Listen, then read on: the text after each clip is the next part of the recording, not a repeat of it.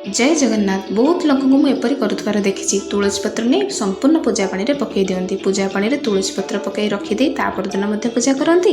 कई से दिन पूजा करती किंतु मत सब ठीक लगे। से पचारे कहते बहु ज्ञानी गुणी लोक एपरी कहते ठाकुर पूजा पानी में तुलसी पत्र पकई पूजा करने कि मुझे चिंता करे गृह कौन केवल आम गृह कौन केवल तुलसी पत्र भोगी देवादेवी अच्छा बिलपत्र भोगी देवादेवी भी अच्छा। देवी माँ को तो केवल बिलपत्र ही अर्पण कराए तुलसी पत्र कराए नहीं।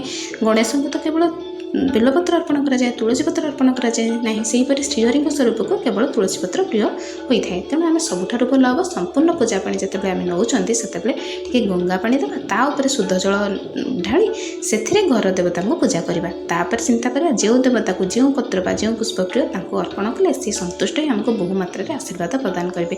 मो कथा टी विचार करेंगे और जदि आपको भल लगे निश्चित सेयार कर अन्य मानक टे जनइबे और वीडियो को गोटे लाइक निश्चित कर।